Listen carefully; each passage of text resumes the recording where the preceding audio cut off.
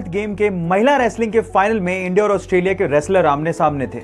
इसके पहले तक भारत में रेसलिंग को पुरुष प्रधान गेम माना जाता था, क्योंकि इसके पहले तक किसी भी महिला ने कॉमनवेल्थ जैसे गेम में कोई मेडल जीता तक नहीं था। लेकिन उस दिन के बाद यह सोच और भारत का इतिहास दोनों बदलने वाला था, क्योंकि हरियाणा जैसा स्टेट जहां पर महिलाओं को इतना रेसलिंग के लिए प्रमोट नहीं किया जाता, वहां से निकलकर उस लड़की ने ना सिर्फ फाइनल में जगह बनाई, बल्कि ऑस्ट्रेलिया की एमिली को 0-1-0-7 से एक तरफा मुकाबले में हरा।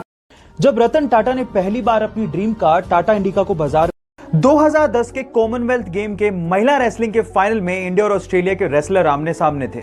इसके पहले तक भारत में रेसलिंग को पुरुष प्रधान गेम माना जाता था, क्योंकि इसके पहले तक किसी भी महिला ने कॉमनवेल्थ जैसे गेम में कोई मेडल जीता तक नहीं था। लेकिन उस दिन के बाद यह सोच और भारत का इतिहास दोनों बदलने वाला था, क्योंकि हरियाणा जैसा स्टेट जहां पर महिलाओं को इतना रेसलिंग के लिए प्रमोट नहीं किया जाता, वहां से निकलकर उस लड़की ने ना सिर्फ फाइनल में जगह बनाई, बल्कि ऑस्ट्रेलिया की एमिली को 0-1-0-7 से एक तरफा मुकाबले में हराकर कॉमनवेल्थ के इतिहास में गोल्ड मेडल जीतने वाली पहली भारतीय महिला बनी।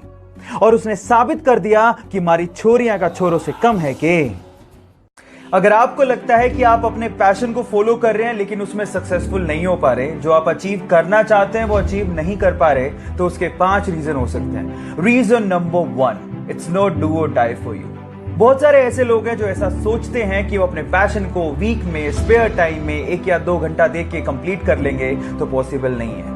इमेजिन कीजिए कि कोई आपकी कनपट्टी पे एक बंदूक रख दे और बोले कि आपको ये काम करना है, then what will you do? You will definitely find a way. आप जरूर उस काम को करोगे। बस ऐसा ही डू और डाई का पैशन चाहिए guys. So follow your heart and follow your dreams like it's do और डाई फॉर यू। बाकी बचे हुए 4 रीजंस को जानने के लिए मुझे फॉलो करना मत भूलिएगा। मिलते हैं अगले वीडियो में। Thank you.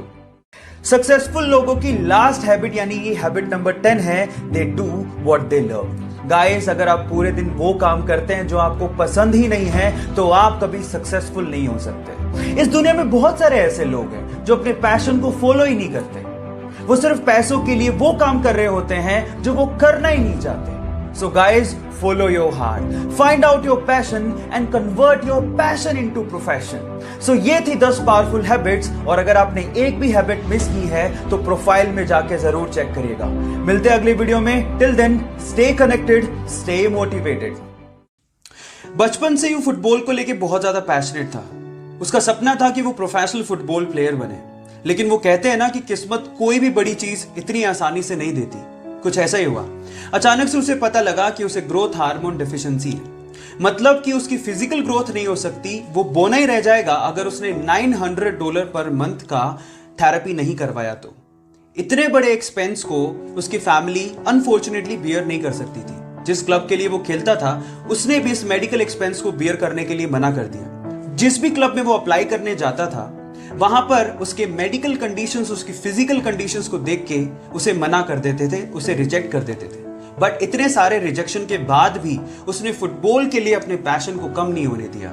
फाइनली किस्मत के दरवाजे खुले और एक बहुत बड़े football club, Barcelona football club ने उसे इनवाइट किया और कहा कि अगर वो उसके टेस्ट सेशन को पास कर लेता है तो उसके मेडिकल एक्सपेंसेस को वो क्लब बियर करेगा। जब पहली बार वो टेस्ट सेशन के लिए ग्राउंड पे उतरा तो बहुत सारे फुटबॉल प्लेयर उसके बोने कद को देख के हैरान रह गए।